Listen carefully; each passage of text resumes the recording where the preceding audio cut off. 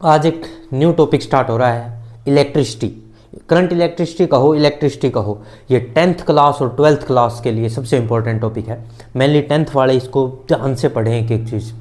देखिए, मैं आज आपको चार्ज और करंट के बारे में पूरी नॉलेज दे रहा हूँ। चार्ज क्या होता है, चार्ज किस वजह से आता है, क्या आने का रीज़न है, हर चीज़ बताई जाएगी। और उसके साथ साथ करंट और उसके न्यूमेरिकल्स क्वेश्चन जो एग्जाम में आते हैं उसके लिए प्रिपरेशन कर रहे हैं। तो देखिए कैसे करते हैं। तो आज का हमारा जो टॉपिक रह रहा है वो है इलेक्ट्रिसिटी। क्या है भाई? इलेक्ट्रिसिटी। इलेक्ट्रिसिटी इलेक्ट्रिसिटी में जो हम पढ़ने वाले हैं वो क्या है? चार्ज। चार्ज क्या होता है? कोई मेरे से आके पूछ ले चार्ज क्या है, what do you mean by charge, तो हम क्या कहेंगे? चार्ज एक ऐसी प्रॉपर्टी है किसी सब्सटेंस की, वो प्रॉपर्टी जिसकी हेल्प से कोई भी ऑब्जेक्ट दूसरे ऑब्जेक्ट को अट्रैक्ट या रिपेल कर सके। The fundamental property by virtue of which an object attract और repel other objects is known as charge. फिर पूछा जाएगा चार्ज आने का रीजन क्या है, what is the reason of charge, तो वो बताएंगे। फिर पूछा जाएगा कितने टाइप के चार्ज होते हैं, फिर वो बताएंगे। धीरे धीरे धीरे धीरे इसको डिटेल में पढ़ते हुए हर टाइप का न्यूमेरिकल कर लेते हैं। तो देखिए आइए, तो सबसे पहले हेडिंग डाली जाए चार्ज। क्या हेडिंग है आज की? चार्ज। चार्ज का मतलब बताएंगे अभी हम। क्या बताएंगे? चार्ज। चार्ज क्या होता है? तो लिखेंगे fundamental property by which object attract और रिपेल अदर ऑब्जेक्ट्स। तो क्या लिखेंगे? The fundamental property, the fundamental property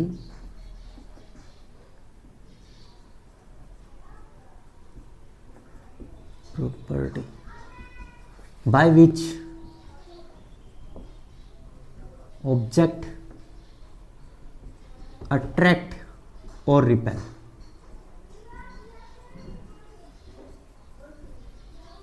other objects।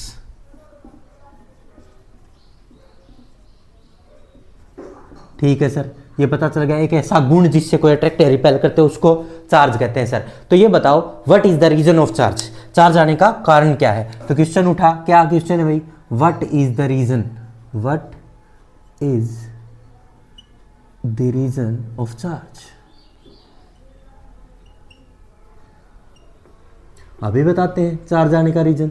देख भाई, हमने ना बचपन में ऐसे ऐसे कोई भी पेन पेंसिल उसको ऐसे ऐसे रब किया, फिर नीचे छोटे छोटे कोई भी पीसीज पड़े हैं, पेपर पीसीज, उनको अट्रैक्ट करते थे, तो वहाँ चार्ज आया सर। हाँ ये तो मैं मानता हूँ चार्ज आया सर। फिर मेरे को कैसे पता चला वो प्लस आया माइनस आया, क्या आया सर, थोड़ा बताओ उसके बारे में। देख मैं बताता हूँ। जब कभी भी कोई भी ऑब्जेक्ट एक ऑब्जेक्ट को दूसरे पर रब किया जाता है, उस दौरान वो अपने इलेक्ट्रॉन को ट्रांसफर कर रहे होते हैं। क्या कर रहे होते हैं? इलेक्ट्रॉन को ट्रांसफर। और इलेक्ट्रॉन होता है ना सबसे छोटी फंडामेंटल यूनिट है, सबसे छोटी, जिसपे सबसे कम चार्ज होता है, और वो ट्रांसफर हो जाता है एक से दूसरे पर। इलेक्ट्रॉन पे चार्ज माइनस नेगेटिव होता है। इलेक्ट्रॉन जिसके सर पे जाके गिर जाएगा वो तो नेगेटिव हो जाएगा, और जिससे भाग जाएगा पीछे क्या रह जाएगा? पॉजिटिव। तो इस तरह से प्लस और माइनस दोनों को क्रिएट करने का रीजन बनता है transfer of electrons. Transfer of electrons is the reason of charge. Those body which lose electron is positively charge and those body which gain electron is negatively charge. तो हम लिखते हैं, इसके बारे में समझाते हैं तुम्हें। देखिए what is the reason of charge में देखें भाई, मान लेते हैं एक ऑब्जेक्ट ए है, ए ऑब्जेक्ट है, ठीक है सर, ये ए है और ये बी है, ठीक है सर, बी भी हो गया। इनको रब किया गया आपस में, क्या किया गया? रब। और रबिंग के दौरान इसने, मान लेते हैं इसने अपने इलेक्ट्रॉन लूज कर दिए और उसको दे दिए, ठीक है सर। ये इलेक्ट्रॉन क्या होता है सर, इसके बारे में बताओ। अरे इलेक्ट्रॉन वो छोटी से छोटी इकाई है जिस पे नेगेटिव चार्ज होता है -1.6 × 10⁻⁻19 कूलम। मैं लिखवा देता हूँ सारी चीज बातें, टेंशन नहीं लेने का, नोट्स बनेगा। अच्छा देखिए इलेक्ट्रॉन के बारे में यहाँ बता देता हूँ। इलेक्ट्रॉन, इलेक्ट्रॉन सबसे छोटी इंडिविजुअल स्मॉलेस्ट चार्ज है। इंडिविजुअल स्मॉलेस्ट चार्ज लिख सकते हैं हम इसको, स्मॉलेस्ट चार्ज है, स्मॉलेस्ट इंडिविजुअल चार्ज, या इंडिपेंडेंट लिख दो, इंडिपेंडेंट चार्ज। और कितना होता है सर इलेक्ट्रॉन का चार्ज? तो इलेक्ट्रॉन का अगर चार्ज पता करना, माइनस होता है कितना? -1.6 × 10⁻⁻19 कूलम।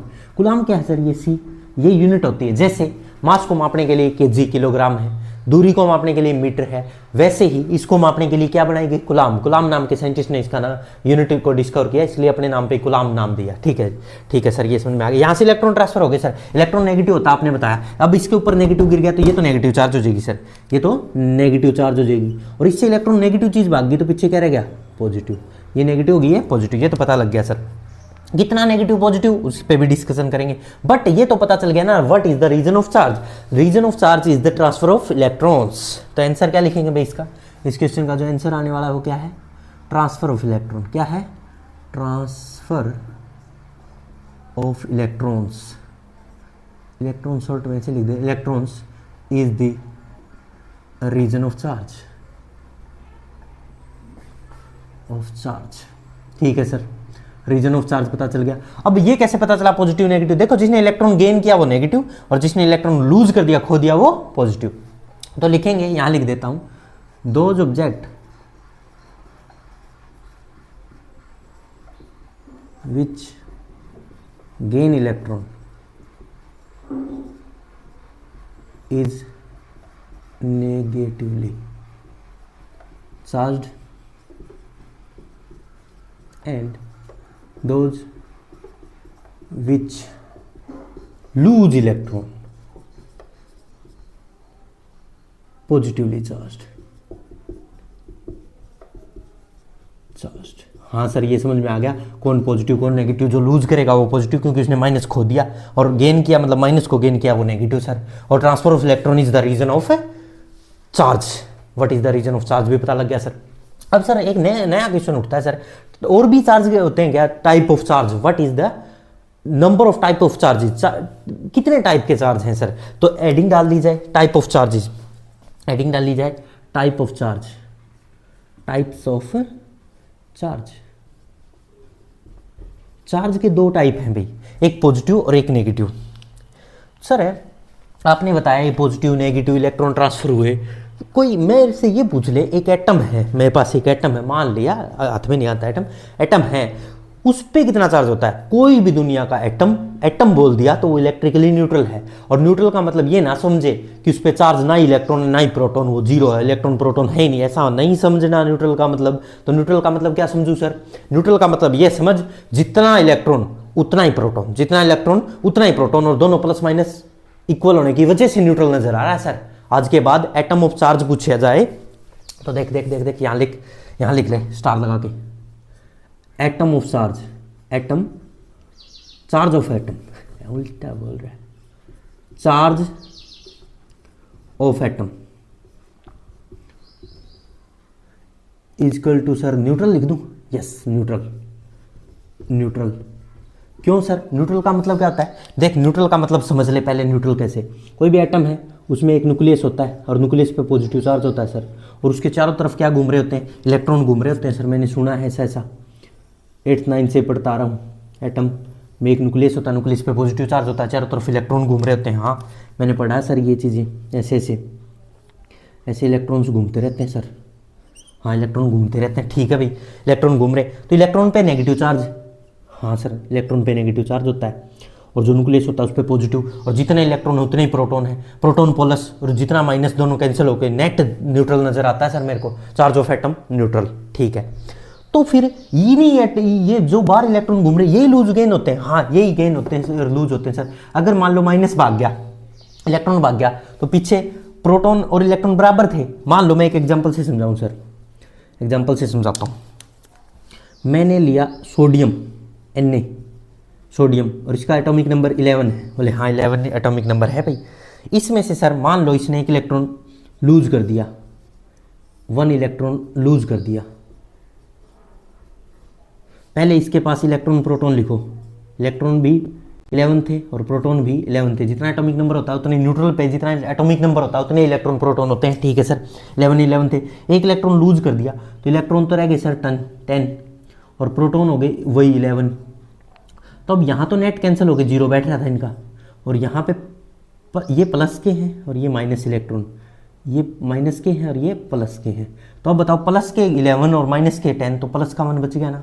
तो यही तो मैं समझाना चाह रहा हूँ तुम्हें। तो Na पे +1 इसीलिए लिखा मिलता है ना तुम्हें, प्रोटॉन ज़्यादा रह गए ना, प्रोटोन पे प्लस चार्ज है भाई, इलेक्ट्रॉन लूज कर दिया तो पीछे प्रोटॉन रह गए, प्रोटॉन पे प्लस है। इसीलिए मैं ये कह रहा था जो लूज कर देता वो पॉजिटिव हो जाता, क्योंकि उसके पास प्रोटॉन की संख्या ज़्यादा होगी और इलेक्ट्रॉन इसके पास ज़्यादा होगी क्योंकि इसने गेन कर लिया।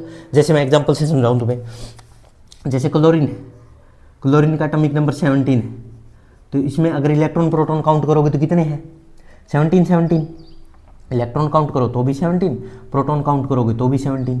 पर इसने एक इलेक्ट्रॉन गेन कर लिया, मान लो Cl है, इसने एक इलेक्ट्रॉन गेन कर लिया, 1 इलेक्ट्रॉन गेन, और 1 इलेक्ट्रॉन गेन करते ही Cl माइनस हो गया। हाँ सर माइनस हो गया, क्यों हो गया माइनस? क्योंकि अब जो प्रोटॉन पहले 17 यहाँ थे, 17 थे प्रोटॉन, एक इलेक्ट्रॉन वहाँ जाते ही वहाँ 18 इलेक्ट्रॉन हो गए, वो प्रोटॉन से ज़्यादा हो गए, इसलिए वो नेगेटिव नजर आ रहा है। तो ओवरऑल ये इतनी बड़ी कहानी याद ना रख के सीधा सा याद रख कि जो लूज कर दे वो पॉजिटिव और जो गेन कर ले वो नेगेटिव, सीधी सी बात है। इलेक्ट्रॉन माइनस होता है, माइनस वाली चीज को गेन करोगे तो नेगेटिव और लूज करोगे तो पॉजिटिव। अब सर टाइप ऑफ चार्ज पे आ जाओ वापस।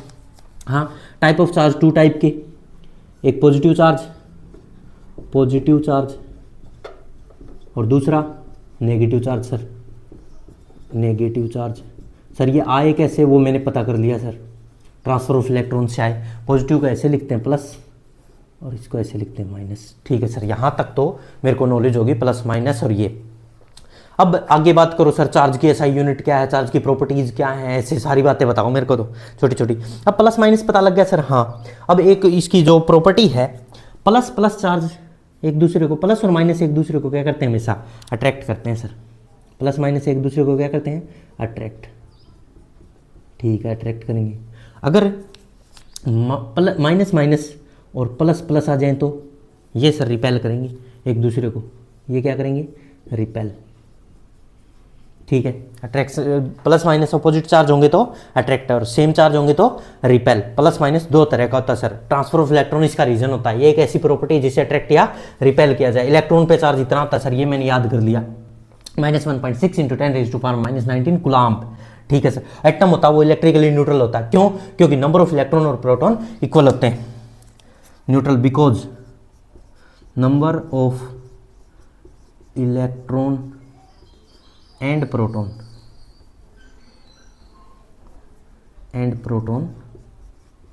इक्वल। ठीक है, दोनों इक्वल होते हैं इसलिए ये न्यूट्रल होता है। यहां तक समझ में आ गया सर? आगे बताओ। तो देखो इसको रफ कर देता हूं, फिर आगे इसकी और बातें करते हैं, चार्ज की सारी प्रॉपर्टीज के बारे में डिस्कशन करते हैं। देखते रहें भाई, अच्छे अच्छे क्वेश्चन भी लाऊंगा चार्ज पे तुम्हारे लिए। देखो अब पूछ रहा है तुमसे सर इसकी एसआई यूनिट क्या होती है। चार्ज की एसआई यूनिट तुम सबको अभी पता लगी क्योंकि इसके पीछे लिखी थी, कूलम्ब। क्या होती है रे? Coulomb. SI unit of charge coulomb sir.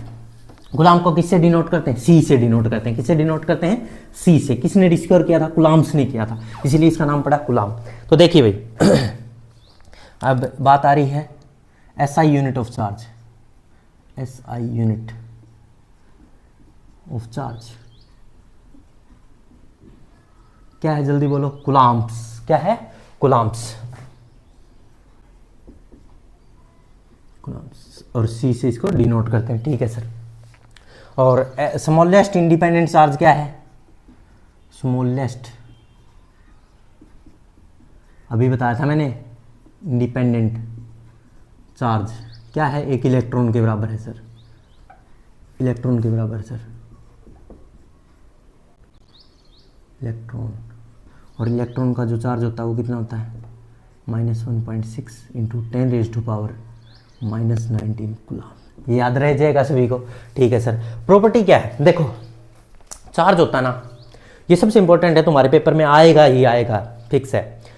Quantization of charge एक प्रॉपर्टी होती है, ये बताया नहीं जाता फिर भी मैं बता रहा हूँ, फार्मूला बनेगा। वो फार्मूला कैसे बना मैं डिटेल बता रहा हूँ तुम्हें। एक होता है quantization of charge. Quantization,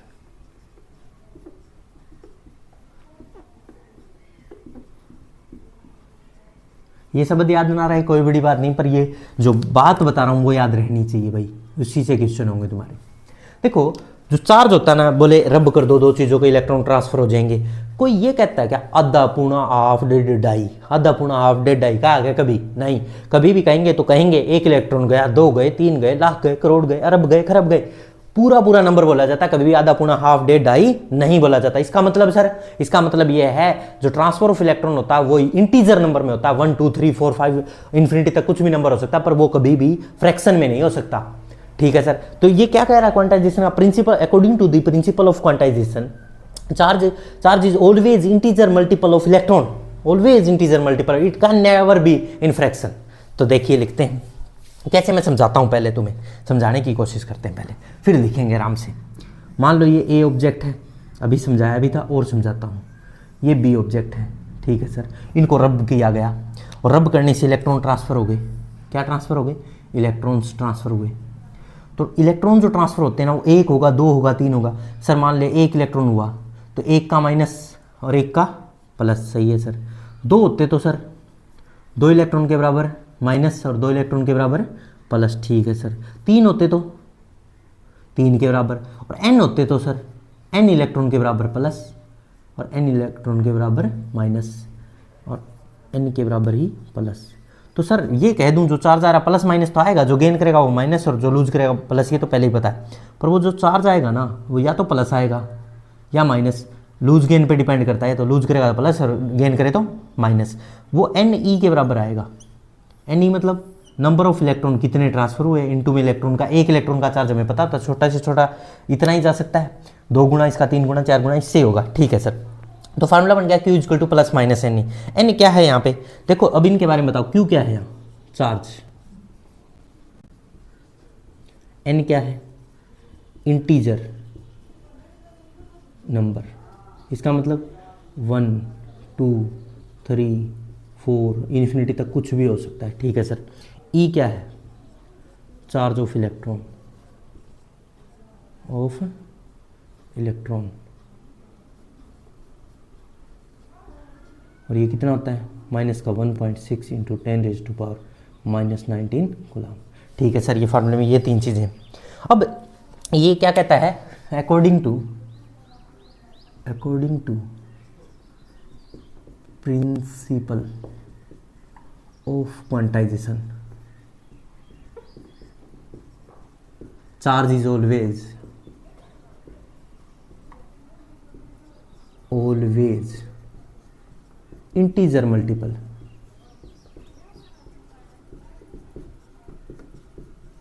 of electron.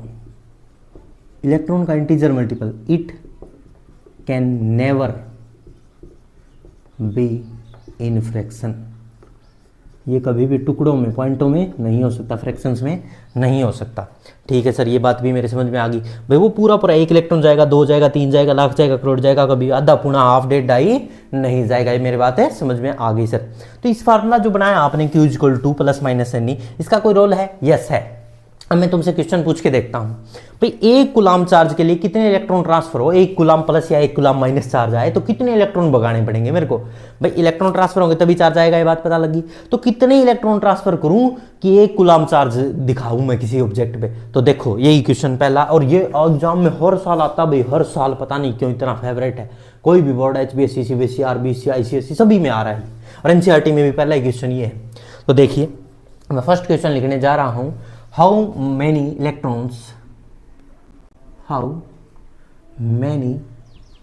electrons transfer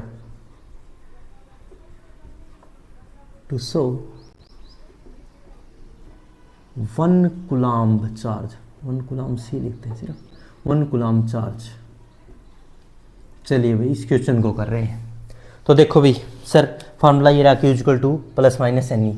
तो Q हमें गिवन है 1 कूलम, ठीक है सर।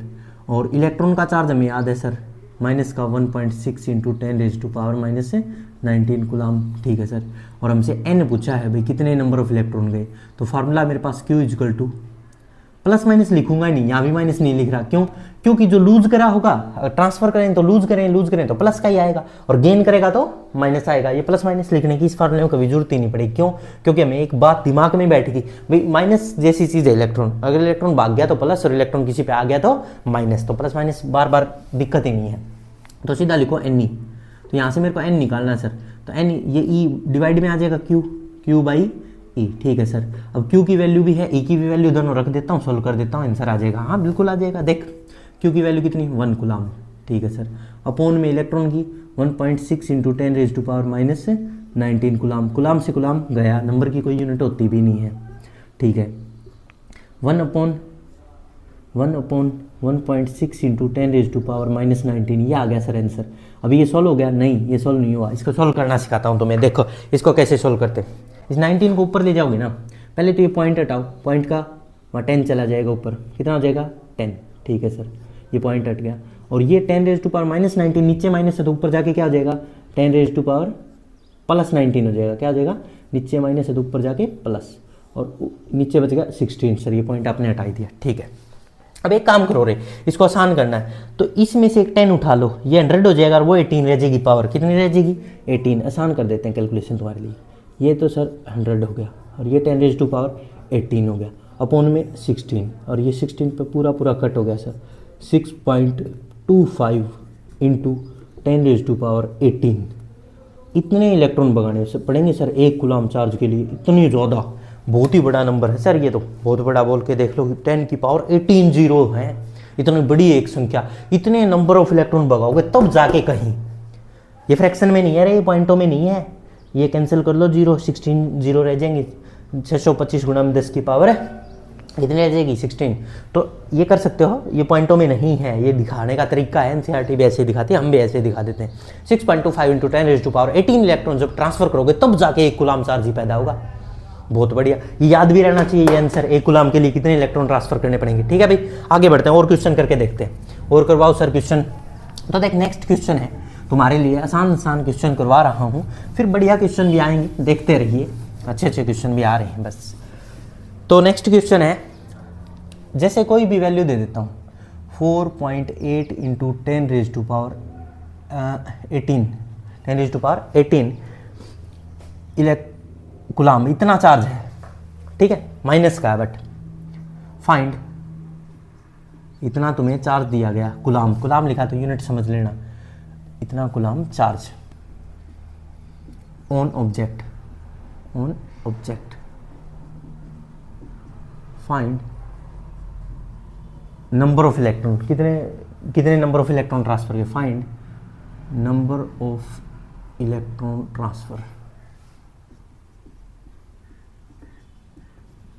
चलिए भाई इसको करिए, तो सिंपल है सर, चार्ज गिवन है Q कितना है 4.8 into 10 raise to power -18 coulomb, और इलेक्ट्रॉन का चार्ज याद है सर मेरे को 1.6 इंटू 10 रेज टू पावर -19।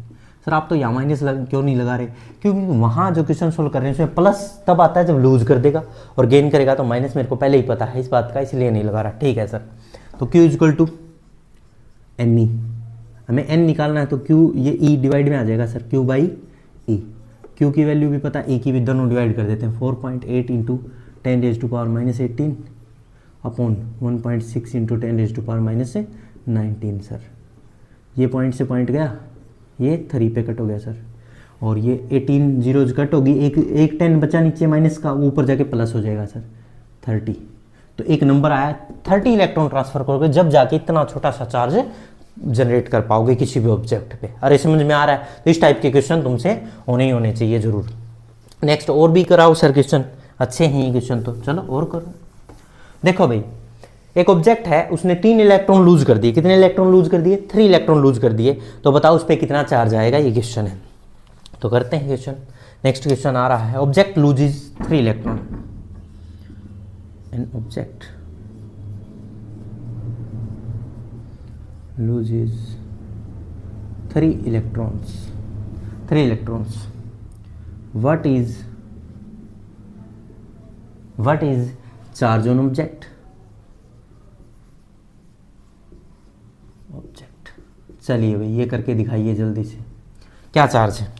तो सर सिंपल है, अब की बार 3 इलेक्ट्रॉन, संख्या पता है मेरे को, n की वैल्यू पता है 3, और इलेक्ट्रॉन का चार्ज तो हर बार पता ही सर, मेरे को याद ही कर लिया मैंने, ठीक, इतना कूलम, उनमें से Q पूछा गया है, बस सिंपल सर, तो मैं Q इक्वल टू NE लगा दूँ, Q equal to plus minus NE, तो प्लस माइनस तो आप लिख ही नहीं रहे, क्योंकि लूज गेन पता ही लग गया, लूज करेगा तो पॉजिटिव, लूज किया है तो प्लस ही आएगा, और गेन करता तो माइनस आता। ठीक है sir, Q equal to N की वैल्यू कितनी है 3, इंटू इलेक्ट्रॉन की वैल्यू कितनी है 1.6 इंटू 10 रेज टू पावर -19, और कूलम, तो 6 से 3 से मल्टीप्लाई किया, 4.8 into 10 raise to power -19 coulomb, इतना चार्ज आएगा सर 3 इलेक्ट्रॉन लूज होने से। हो गया भाई क्वेश्चन, बहुत बढ़िया सर। और टाइप ऑफ क्वेश्चन बन सकते हैं, हाँ एक और टाइप है क्वेश्चंस का, बन सकता है। और एक चीज़ जो इंपॉर्टेंट है, एनसीईआरटी में बार बार यूज होगी, जो लोगों को बहुत कम पता है, ये चीज़ें याद रख ले, मैं अभी बता देता हूँ। जैसे माइक्रो मिली, जैसे ऐसा लिखा मिली कूलम, ये मिली का साइन है भाई, ये है मिली, ठीक है, ये किसका साइन है, मिली का, ये मिली, ठीक है। ऐसे ही अगर मैं लिखूं माइक्रो कुलाम्ब, ये माइक्रो का है, ये माइक्रो ऐसे यू की तरह, तो इसका मतलब होता है 10⁻³ कुलाम्ब। मिली का मतलब 10⁻³ और कुलाम्ब पीछे था। या माइक्रो का मतलब होता है 10⁻⁶ कुलाम्ब। और ऐसे ही और भी हैं, नैनो कुलाम्ब 10⁻⁻⁹ कुलाम्ब, पिक्को कुलाम्ब 10⁻⁻12 कुलाम्ब। इसका मतलब है नैनो, ये लिख लेना भाई किसी को नहीं पता हो तो, ये होता है पिक्को। ये बार बार यूज करेगा क्वेश्चंस के अंदर, तो तुम कंफ्यूज हो उसलिए मैंने ना हो उसके लिए मैंने पहले से ही ये चीज़ें करवा दी है, ठीक है। तो एक टाइप के क्वेश्चन और बता रहे थे सर, आप वो भी बता दो। देखो एक और टाइप ऑफ क्वेश्चन है, वो क्या कहता है भाई, इनमें से कुछ चार्ज लिख देगा तुम्हारे सामने और कहेगा इनमें से कौन सा पॉसिबल है, ये पॉसिबल है या नहीं है। तो हमें क्या सपना आएगा सर, ये पॉसिबल है या नहीं है, सपना नहीं आएगा, तुम्हें क्वेश्चन सोल्व करना पड़ेगा। कैसे सोल्व करेंगे सर, देखो ये फार्मूला है ना Q = NE, इसमें जो n होता है इंटीजर होता है, क्या होता है इंटीजर, 1 2 3 4 5 इन्फिनिटी तक कुछ भी नंबर हो सकता है, पर फ्रैक्शन में नहीं हो सकता। अगर आंसर फ्रैक्शन में आ जाए तो कह देना ये नॉट पॉसिबल, और फ्रैक्शन में ना इंटीजर आए तो ये पॉसिबल। अरे समझ गए, तो देखो मैं करके दिखाता हूँ तुम्हें, ऐसे नहीं आई होगी बात समझ में। देखो मैं बताता हूँ कैसे, देखो भाई इधर देखो, जैसे मेरे से क्वेश्चन पूछा गया, यहां लिखता हूं विच चार्ज इज पॉसिबल, कौन सा चार्ज पॉसिबल है। तो देखिए कुछ क्वेश्चन लिख देगा ABC करके, जैसे ए क्वेश्चन दिया उसने 4.8 × 10⁻⁻18 कुलाम्ब, ठीक है, ऐसा क्वेश्चन दे दिया, ठीक है। और भी दे देता हूँ 2-3, 6.4 × 10⁻⁻19 कुलाम्ब। एक और दे देता हूँ 8.0 × 10⁻⁻18 कुलाम्ब, ऐसा दे दिया। एक और दे देते हैं 3.2 × 10⁻⁻21 कुलाम्ब, और दे देते हैं, और भी हो सकते हैं क्वेश्चन तो बहुत हो सकते हैं, 8 × 10⁻⁻19 कुलाम्ब, और देख लो F 9.6 × 10⁻⁻20 कुलाम्ब। इतने ये क्वेश्चन, इनमें से कौन सा पॉसिबल है और कौन सा पॉसिबल नहीं है सर। तो मैं कैसे करूंगा ऐसे ऐसे, ये तो कुलाम्ब में इतने चार्ज लिख के दे दिए, एक एक क्वेश्चन को सोल्व करना पड़ेगा। हाँ करना पड़ेगा, कैसे वो देख, यहाँ बताता हूँ तेरे को कैसे सोल्व करेगा। देख भाई ऐसे क्वेश्चनों को कैसे किया जाए। तो देखो कोई भी चार्ज है, तुम्हें फर्स्ट क्वेश्चन कर रहे हैं हम, क्या कर रहे हैं, फर्स्ट क्वेश्चन को सोल्व कर रहे हैं। हमें क्या दिया गया है, क्यू दिया गया है सर, कुलाम्ब में है तो क्यू है पक्का, ठीक है। 4.8 × 10⁻⁻18 कुलाम्ब सर, हाँ बिल्कुल। अब मेरे को इलेक्ट्रॉन का चार्ज भी पता है सर, 1.6 × 10⁻⁻19 कुलाम्ब सर। और Q = क्या आता है, NE, यहाँ से N निकाल लूँ, बाकी दो तो पता ही है, Q/E। N क्यों निकाल रहा हूँ सर, क्योंकि N का अगर आंसर पॉइंट्स में आ गया, फ्रैक्शंस में आ गया तो वो गलत है, वो पॉसिबल नहीं है। अगर वो एक इंटीजर नंबर आता, कोई भी नंबर आ जाए इन्फिनिटी तक दुनिया का, तो वो क्या है, पॉसिबल है। कैसे सर, सोल्व करके दिखाओ थोड़ा सा। 4.8 × 10⁻⁻18 दे रखा है कुलाम्ब, और ये दे रखा 1.6 × 10⁻⁻19 कुलाम्ब। कुलाम्ब से कुलाम्ब गया, पॉइंट से पॉइंट गया, और 18 कट गए, एक 10 बचा, वो ऊपर जाके प्लस का हो गया, वो प्लस का हो गया, तो 30 आ गया सर। n की वैल्यू 30 आई, और 30 तो एक नंबर है, फ्रैक्शन में नहीं, पॉइंटों में नहीं है आंसर। इसका मतलब ये पॉसिबल है, ये चार्ज पॉसिबल है, ठीक है सर, ये हो गया। अब सेकंड करके दिखाओ, सेकंड B क्वेश्चन कर रहे हैं, बी पार्ट देखते रहे, इंपॉर्टेंट है बहुत ज़्यादा। तो अब की बार सर Q, सीधा ये फार्मूला लगा लूँ, हाँ लगा ले, N = Q/E, और Q मेरे को दे रखा, वहाँ देख लो 6.4 वाला है, 6.4 × 10⁻⁻19 कुलाम्ब सर। अपोन में इलेक्ट्रॉन का चार्ज याद ही है, -19 कुलाम्ब। कुलाम्ब से कुलाम्ब, 19 से 19, पॉइंट से पॉइंट 4 पे गया सर, 4 एक इंटीजर नंबर है सर, हाँ है बिल्कुल, तो ये भी पॉसिबल है। तो सर ये भी पॉसिबल है, ये भी गलत नहीं है, बिल्कुल सही है ये भी। अब बात करते हैं C वाले क्वेश्चन की। C में क्या दे रखा है, तो N, ये Q = NE, N = Q/E, ठीक है, N = Q/E। तो Q की वैल्यू क्या है थर्ड में, C में 8.0 × 10⁻⁻18, गुलाम अपॉन 1.6 इंटू 10⁻⁻19 गुलाम। गुलाम से गुलाम, पॉइंट से पॉइंट, ये 5 पे गया। अब ये एक 10 ऊपर जाएगा तो ये प्लस का हो जाएगा, तो सर और बड़ा 50 आ गया। ये तो अच्छी बात है, ये भी पॉसिबल है। यस, ये भी पॉसिबल है। ठीक है भाई, ये भी पॉसिबल है, ये भी गलत नहीं है। चलिए और देखते हैं। डी वाला है sir n is equal to Q by e. लगा दूँ? हाँ लगा दो। क्यू कितना दे रखा है? 3.2 इंटू 10⁻⁻21। ठीक है भाई, अपॉन 21, अपॉन में अपने याद ही है -19। गुलाम से गुलाम कट जाएगा, ये 2 पे कट हो गया सर। और यहाँ 3 माइनस के बच गए सर, 2 इंटू 10⁻⁻2 बच गया सर। -2 का मतलब 2/100 है, नीचे आएगा तो प्लस के हो जाएंगे ना। और ये 2/100 को कैसे लिखेंगे? 0.02। ये तो सर फ्रैक्शन में आ गया, n नॉट पॉसिबल, ये तो वैल्यू हो ही नहीं सकती पॉइंटों में। तो आपने कहा इंटीजर नंबर होता है, तो ये गलत है, ये नहीं हो सकता, ये पॉसिबल नहीं है। आ रहा है समझ में भाई कौन सा पॉसिबल कौन सा नहीं है? ABCD E पे आगे ई नंबर क्वेश्चन है वो देखो। Q is equal to N e, n is equal to Q by e. हाँ सर, Q कितना दे रखा है? 8 इंटू 10⁻⁻19। ठीक है सर, गुलाम अपॉन 1.6 इंटू 10⁻⁻19 गुलाम। गुलाम 19 ये पॉइंट ऊपर गया, ये हो जाएगा 0 वहाँ गई, तो ये 5, तो n की वैल्यू 5 आ गई। ये तो पॉसिबल है, तो ये भी पॉसिबल है। एक और रह गया सर, इसको चेक करवा दो। ABCD F यहाँ कर देते हैं इसको चेकिंग। F वाले पे कह रहा है n is equal to Q by E. Yes sir, Q की वैल्यू कितनी है? 9.6 into 10⁻⁻20 coulomb, upon 1.6 into 10⁻⁻19 coulomb. Coulomb से गुलाम, ये सर 6 पे गया, और ये कट करोगे तो 6 इंटू 10⁻⁻1, नीचे आके ये प्लस का हो जाएगा 6/10, तो ये सर 0.6 आ गया। n की वैल्यू ये पॉसिबल नहीं हो सकती, ये गलत है, नहीं हो सकती। इसका मतलब ये भी पॉसिबल नहीं है। तो इस तरह से हमने चार्ज पढ़ा। What is charge? चार्ज एक फंडामेंटल प्रॉपर्टी है जिसकी हेल्प से किसी भी चीज़ को अट्रैक्ट या रिपेल किया जाए वो चार्ज होता है। चार्ज आने का रीजन ट्रांसफर ऑफ इलेक्ट्रॉन होता है सर। कितने प्रकार का चार्ज होता है? 2 तरह का होता है, plus minus. Plus plus minus minus repel करेंगे सर, और माइनस प्लस एक दूसरे को अट्रैक्ट करेंगे सर। और इलेक्ट्रॉन क्वांटाइजेशन को फॉलो करता है, Q is equal to N E. Always integer multiple आएगा सर, कभी भी फ्रैक्शन में नहीं हो सकता। आधा पूर्ण हाफ डेड आई नहीं होगा। और हमेशा पॉसिबल और नॉट पॉसिबल वाला क्वेश्चन कर पाएंगे सर, गुलाम वाले क्वेश्चन कर पाएंगे। चार्ज की यूनिट गुलाम होती है।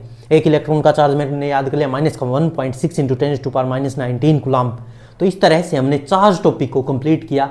ये पूरा बढ़िया तरीके से लिखकर नोट्स बनाओ और तैयार करो इसको भाई बेस्ट तरीके से।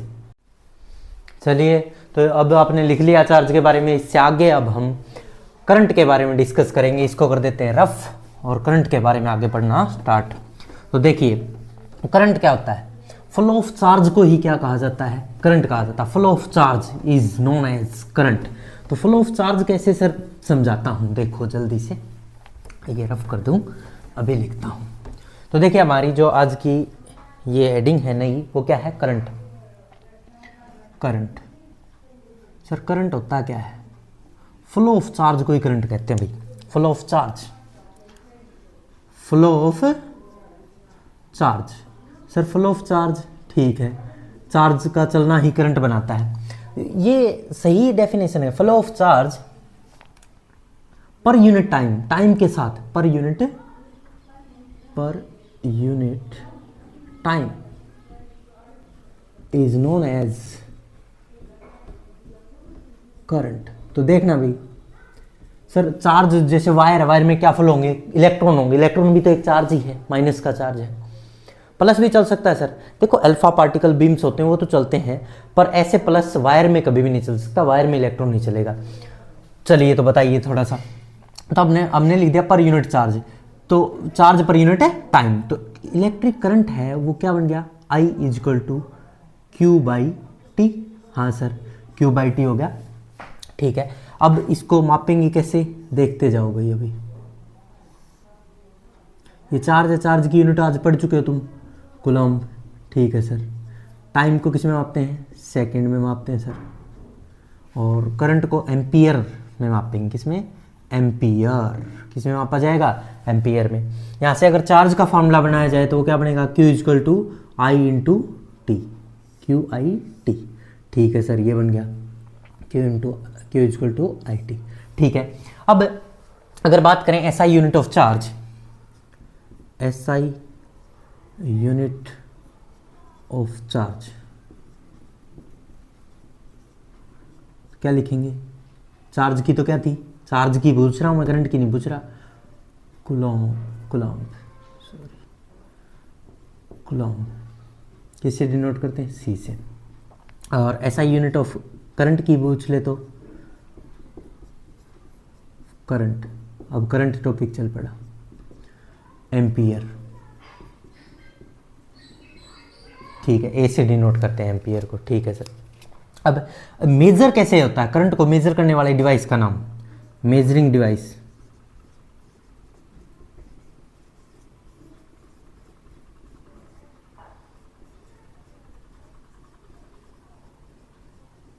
क्या नाम है बताओ? एमीटर। एमीटर है जो कि मेजर करता है किसको? करंट को मेजर करेगा। ठीक है सर, एमीटर। अब करंट का पता लग गया, फ्लो ऑफ चार्ज चलेगा, चार्ज के चलने से करंट बनेगा, flow of charge is known as current. अब करंट सर प्लस चलेगा तो उसके दिशा में बनेगा या उसके अपोजिट बनेगा, माइनस चलेगा उसकी दिशा में बनेगा या अपोजिट। तो मतलब करंट की दिशा के बारे में जानकारी दो हमें, तो डायरेक्शन ऑफ करंट। अब क्या समझा रहा हूं मैं तुम्हें? Direction of current, direction of current. Current की क्या डायरेक्शन है, कैसे बात बनेगी देखना भाई। डायरेक्शन क्या है? अगर कोई प्लस की चीज चल रही है, प्लस का चार्ज चल रहा है, तो करंट भी उसी की दिशा में ही बनेगा, प्लस के चार्ज की सेम डायरेक्शन में होता है। Current in the direction of positive charge but opposite to the direction of negative charge, मतलब इलेक्ट्रॉन जहां फॉलो करेंगे करंट उसके अपोजिट चलेगा। तो हम ये भी कह सकते हैं current is always opposite to the direction of electron, electron की दिशा के अपोजिट फॉलो करेगा। तो ये लिख सकते हैं। देखना भी, दो बातें बता रहा हूं। फर्स्ट यहां लिखते हैं, current flows in the direction of positive charge। Positive charge मतलब अगर मान लो ये देखो प्लस का चार्ज इधर चल रहा है, तो इसके वजह से जो बनने वाला करंट है ना, जो करंट बनेगा वो भी उधर ही चलेगा। ठीक है सर, और नेगेटिव होता तो अपोजिट। अब देखो दूसरा point, current flow opposite to the direction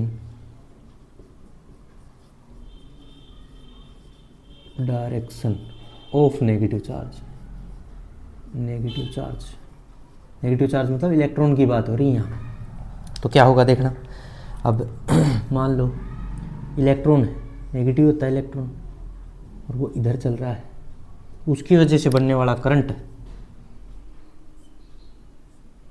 इधर चलेगा। अरे समझ में आ गई क्या? अपोजिट चलता है करंट नेगेटिव चार्ज के, और सेम दिशा में चलता है पॉजिटिव चार्ज के। बात दिमाग में सेट रहनी चाहिए। ठीक है सर। अब सर एक क्वेश्चन उठता है, एम्पियर है 1 एम्पियर, अगर ये पूछ ले कोई मेरे से 1 एम्पियर को डिफाइन करो तो कैसे करेंगे? चलिए लिख लेते हैं question, define 1 ampere. Define 1 ampere. 1 ampere को कैसे डिफाइन किया जाए? देखिए भाई 1 एम्पियर को कैसे डिफाइन करेंगे। अभी हमने ये देखा I equal to Q by T, charge पर यूनिट टाइम को ही करंट कहते हैं, फ्लो ऑफ चार्ज को ही करंट कहते हैं। तो देखना सर, यहाँ से डेफिनेशन बनाएंगे I equal to Q by T. हाँ बिल्कुल, क्यू बाई टी। सर अगर इसको एम्पियर में मापते हैं, हाँ इसको एम्पियर में मापते हैं, एम्पियर, और इसको मापते हैं कूलम्ब, बिल्कुल, अपॉन सेकेंड, और इनके सिंबल है A equal to C by S. अगर सर ये एक हो जाए, 1 हो जाए, यूनिटी हो जाए, और ये भी यूनिटी हो जाए, 1 1 हो जाए, तो इसका आंसर भी तो 1 ही आ जाएगा। यस बिल्कुल आ जाएगा 1, इसका आंसर भी क्या आ जाएगा? 1 आ जाएगा। और 1 आ गया तो मतलब 1 एम्पियर डिफाइन हो जाएगा सर, बिल्कुल हो जाएगा 1 एम्पियर डिफाइन। तो हमें क्या कहना पड़ेगा 1 एम्पियर को अगर डिफाइन करना है तो, व्हेन 1 कूलम्ब चार्ज 1 सेकेंड में फ्लो कर जाए, 1 coulomb charge flows in 1 second is known as 1 ampere current. तो लिखेंगे, तो चार्ज है वो क्या हो जाना चाहिए, 1 कूलाम हो जाना चाहिए, और टाइम है वो क्या हो जाना चाहिए, 1 सेकेंड हो जाना चाहिए। देन करंट क्या हो जाएगा, 1 एम्पियर हो जाएगा। समझ में आ गया। तो अब यही डिस्कशन में ये लिख देता हूं, क्या लिखेंगे, when 1 coulomb charge flow in 1 second through a wire या कोई भी कंडक्टर, थ्रू ए कंडक्टर लिख देते हैं, conductor, then current is equal to 1 ampere. जब करंट 1 एम्पियर होगा, जब इन दोनों की 1 1 वैल्यू हो जाएगी तो ये भी 1 ही आ जाएगा। 1 कूलाम चार्ज अगर 1 सेकंड में फ्लो करे तो 1 एम्पियर करंट बनेगा। समझ में आ गया भाई सभी को, बहुत बढ़िया। और सर अभी देखो करंट की तुमने I is equal to Q by t बनाई, ठीक है, और चार्ज तुम पढ़ ही चुके हो अभी भी, Q is equal to plus minus n e वाला फार्मूला पढ़ा था। यस सर, ये भी पढ़ा था, ये भी पढ़ चुके हैं और ये भी पढ़ चुके। तो इससे एक और फार्मूला बन सकता है, I is equal to plus minus n e by t, q की जगह ये वैल्यू रख दी और अपन में टी। ये फार्मूला भी माइंड में सेट कर लो, इस पे भी न्यूमेरिकल आ सकता है, इन तीनों पे न्यूमेरिकल बनाए जाएंगे। सर ये बात भी समझ में आ गई। एक सर्किट डायग्राम छपे होते हैं एनसीईआरटी में, बहुत बार देखे हैं मैंने। सर्किट डायग्राम बना देता है, उसमें एक बल्ब लगा देता है, की लगा देता है, कहीं एमीटर लगा देता है, तो उसको भी समझाओ हमें कैसे बनाएंगे। हम बार बार उसकी जरूरत पड़ती है, देखो उसको बनाना सीखते हैं। सर्किट डायग्राम, सर्किट डायग्राम देख लो, एक ज़रूरी है, बहुत ज़रूरी है। देखिए एक वायर है, एक वायर है, इसके अंदर एक बल्ब है, दिल जैसा बल्ब बना रहा हूँ। कोई दिल ना समझे, पेड़ पे छाप के आते वो वाला दिल नहीं है ये बेटा, ये बल्ब है, ठीक है, हो गया।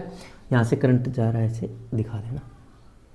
यहाँ कहीं एक एमीटर बना देना, एमीटर में ए लिख देना, ठीक है।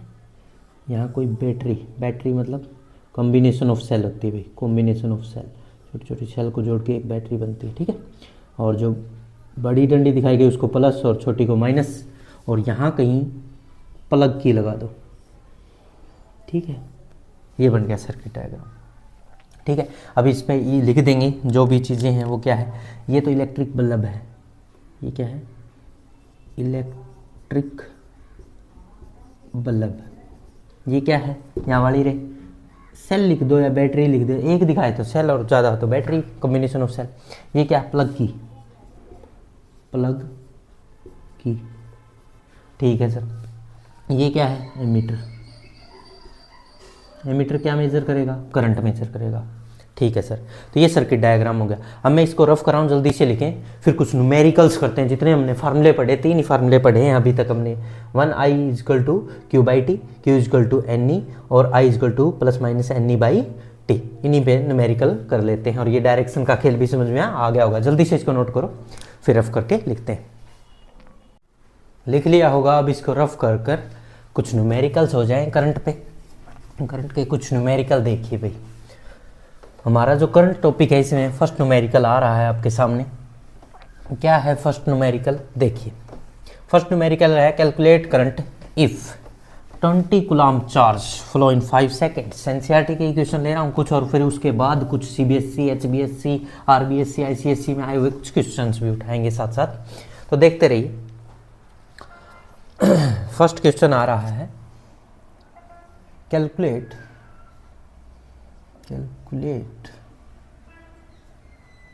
current if 20 coulomb charge flow in 5 second. 5 second में अगर 20 कूलाम चार्ज चलता है तो बताइए कितना करंट बनेगा। तो देखिए बिल्कुल ही सिंपल है, हमें क्या क्या दिया गया है, क्यू दिया गया है सर, कितना 20 कूलम। टाइम दिया गया है 5 सेकेंड और उसके बाद करंट हमसे पूछा गया है। ठीक है, तो फार्मूला लगा दो, I is equal to Q by T. हाँ sir, Q 20 upon 5 second, cut करोगे तो आ जाएगा कितना 4, करंट आ जाएगा 4 एम्पियर। यूनिट पक्का लिखेंगे पीछे, ठीक है, 4 एम्पियर। ठीक है सर, नेक्स्ट क्वेश्चन की तरफ बढ़ते हैं। फर्स्ट क्वेश्चन समझ में आया, 20 कूलम चार्ज था हमारे पास, 5 सेकेंड्स थे, तो Q बाई टी रखा और 4 एम्पियर करंट फ्लो कर गया, हमें ये पता लग गया। नेक्स्ट क्वेश्चन की तरफ बढ़ते हैं, यही आ रहा है नेक्स्ट क्वेश्चन। नेक्स्ट क्वेश्चन कह रहा है एक करंट, अब की बार करंट दे देते हैं और चार्ज पूछ लेते हैं। तो देखिए, एक current of 0.05 ampere pass through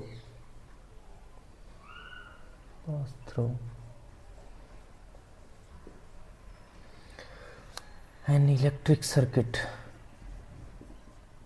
bulb लिख लो, electric bulb for 10 minute, for 10 minutes, सबकी बार मैंने टाइम मिनट्स में दे दिया, ठीक है भाई, मिनट्स, 10 मिनट्स के लिए find the electric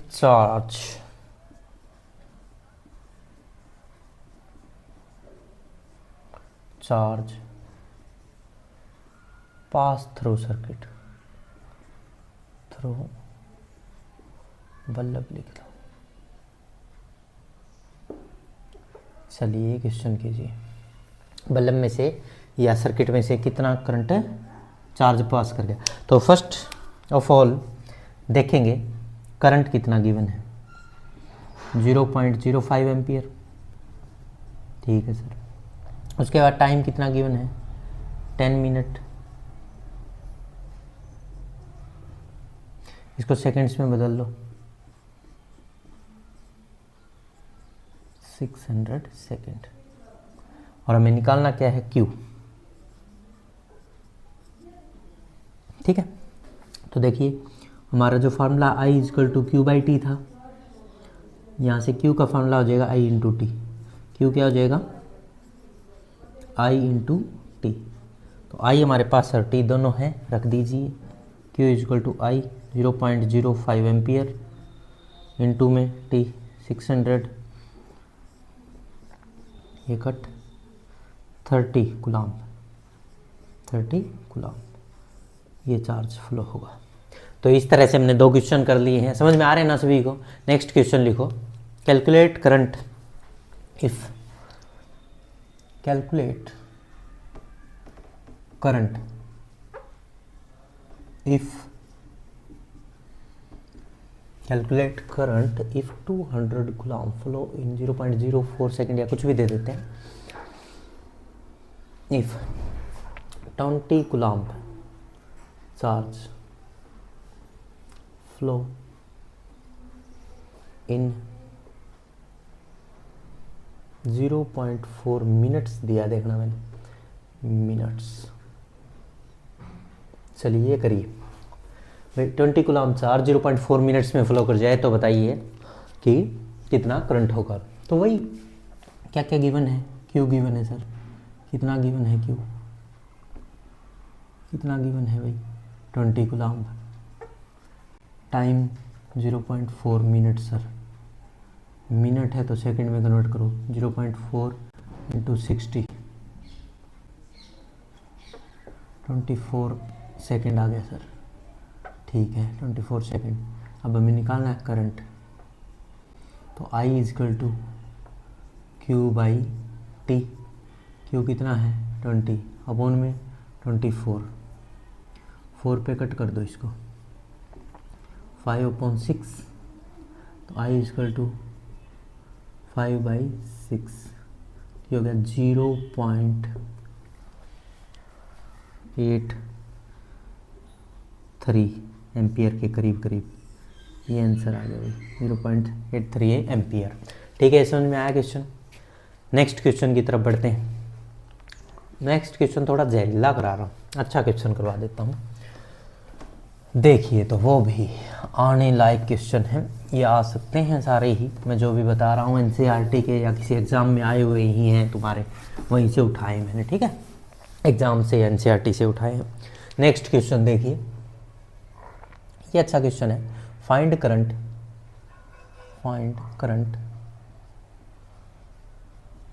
if 3.2 into 10 raised to power 20 number of electrons flow in 8 second, sir ये तो number of electron they the, charge तो दिया ही नहीं दिया भाई। तो सबसे पहले निकालना तो करंट है, ठीक है सर, चार्ज है ही नहीं, नंबर ऑफ इलेक्ट्रॉन तो है ना, हाँ कितने हैं 3.2 into 10 raised to power 20, ये नंबर ऑफ इलेक्ट्रॉन है, इसकी कोई यूनिट नहीं होती। तो क्यू बना लो Ne से, इलेक्ट्रॉन का चार्ज तो याद ही सभी को, इलेक्ट्रॉन का चार्ज याद करवा भी रखा मैंने, 1.6 into 10 raised to power -19 coulomb. Sir minus होता कोई दिक्कत नहीं, माइनस प्लस का हो जाएगा सॉल्व, तुम इतनी वैल्यू रखो इसकी। n की वैल्यू कितनी है 3.2 into 10 raised to power 20, yes sir, into electron 1.6 into 10 raised to power -19, yes sir, ये चार्ज कूलम्ब में आ जाएगा। अब इसको सॉल्व कर लो।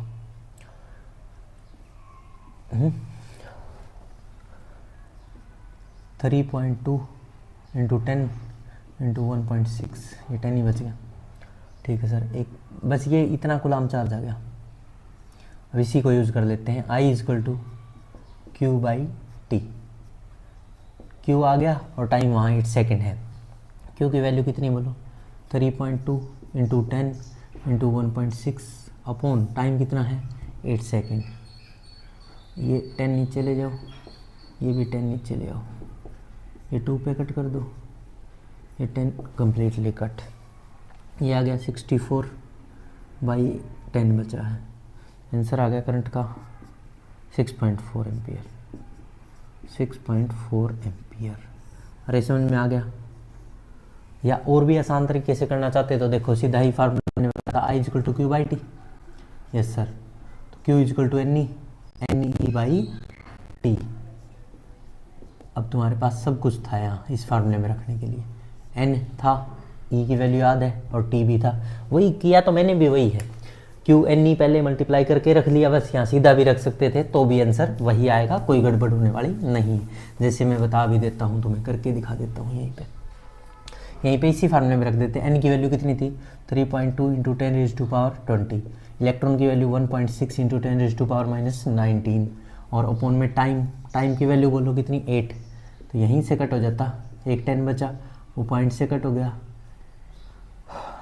ये 6.4 एम्पियर डायरेक्ट भी आ सकता था, ठीक है भाई। ऐसे सीधा ही फार्मूले में N था, T था और E था, तीनों थे, रखते ही आंसर आ जाना था, कोई बड़ी चीज़ थी ही नहीं। नेक्स्ट क्वेश्चन की तरफ बढ़ते हैं, लिखें next question, A current of 0.1 ampere, 0.1 ampere is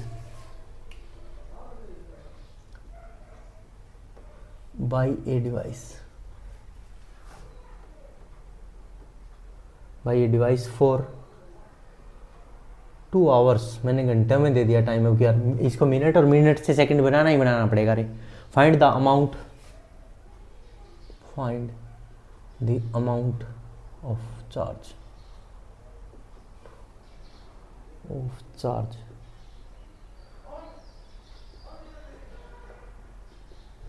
that flow, ठीक है। तो देखिए करंट कितना दिया गया है 0.1 एम्पियर, टाइम कितना दिया गया है 2 आवर्स को 2 into 60 मिनट और ये सेकंड बन गया, ठीक है, इतने सेकंड हो गया।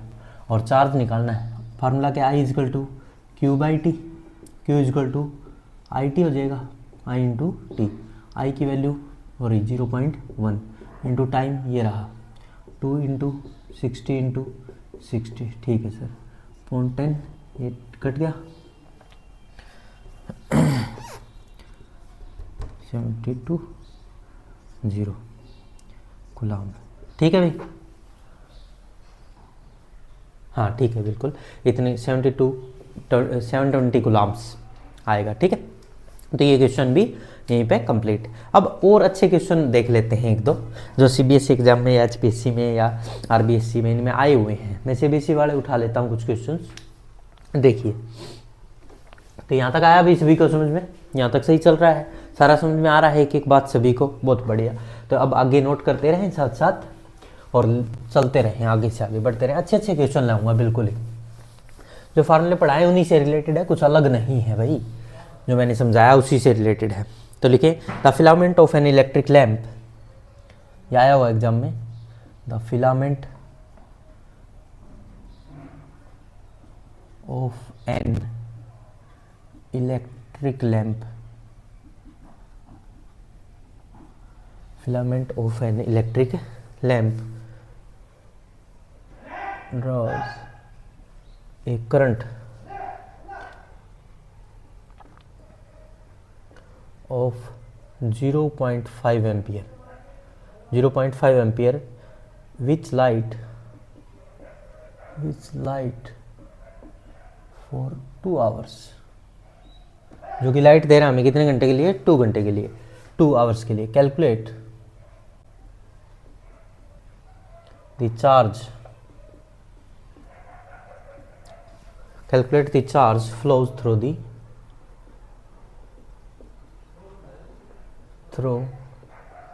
the circuit। ठीक है, तो चलिए ये क्वेश्चन करते हैं। अब हमारे पास क्या क्या है? करंट दिया गया है 0.5 एम्पियर, ठीक है। टाइम दिया गया 2 आवर्स, आवर्स को सेकंड में बदलो, 2 × 60 × 60, और यहाँ से I = Q/T, बिल्कुल वैसा ही क्वेश्चन आया हुआ है ये तुम्हारे एग्जाम में। और यहाँ से Q = क्या हो जाएगा? I × T। I है तुम्हारे पास 0.5 और टाइम है 2 × 60 × 60। कट। अब देखो, 5 × 2 10 × 6 36 कूलम। ठीक है भाई, ये इस तरह से तुमने चार्ज निकाल लिया इस क्वेश्चन का। नेक्स्ट क्वेश्चन जो कि सीबीएसई एग्जाम में आया हुआ है, देखिए। नेक्स्ट इंपॉर्टेंट है क्वेश्चन ये सारे ही, तो लिखें। जो क्वेश्चन है उसमें चार्ज गिवन है, चार्ज Q कितना गिवन है? 500 कूलम, एंड करंट गिवन है I, जो कि गिवन है 25 मिली एम्पियर। ठीक है, और तुम्हें क्या वही टाइम पता करना है। आपकी बार चार्ज और ये है तो टाइम पता करो। तो find the time in which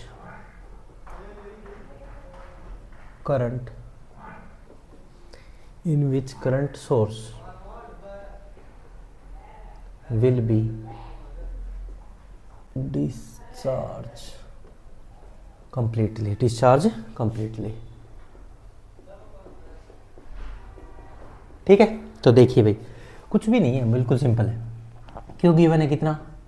500 coulomb. I given है कितना? 25 मिली एम्पियर। अब मिली में कंफ्यूजन है तो वो कवर कर ही देता हूँ मैं तुम्हारे। देखो, centi ampere, milli ampere, micro ampere, nano ampere और पिको एम्पियर। सेंटी का मतलब होता है 10⁻⁻², सेंटी का हो गया, और एम्पियर पीछे लिख दो। मिली का होता है 10⁻³ एम्पियर। माइक्रो, ये म्यू माइक्रो 10⁻⁻6 एम्पियर, और ये नैनो होता है 10⁻⁹ एम्पियर, और ये पी से पिको हो गया 10⁻12 एम्पियर। ठीक है, इनका यूज़ करें कहीं भी क्वेश्चन में तो घबराना नहीं। अब मिली एम्पियर दिखाना एम में, तो इसका मतलब 10⁻⁻3, तो इसको थोड़ा सा ढंग से लिख लें। 25 इंटू क्या लिखा हुआ है ये? 10⁻³ एम्पियर। मिली की जगह 10⁻³ लिख लिया, बस यही था। अब हमें टाइम निकालना है, कुछ ही नहीं है क्वेश्चन में। I = Q/T, तो T इधर आ जाएगा, I नीचे चला जाएगा। T = Q/I। Q कितना गिवन है?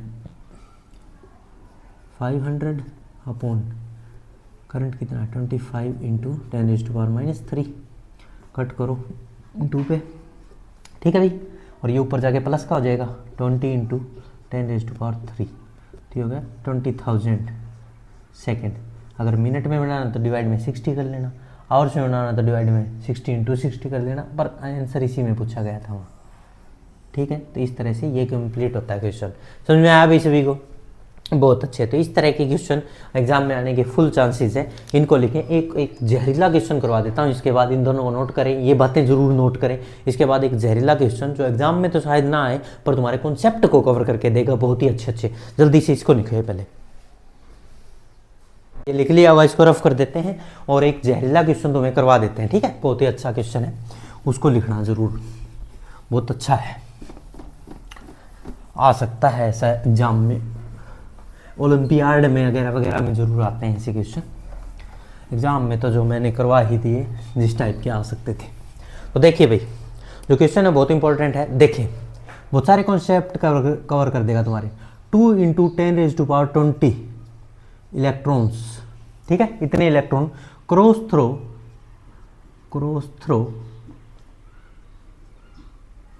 हाइड्रोजन डिस्चार्ज ट्यूब, या थ्रो एरिया, एक एरिया में से पास हो रहा है, वैसे ऐसा मान लो, डिस्चार्ज ट्यूब, टफ नहीं लिख रहा कुछ, पर सेकेंड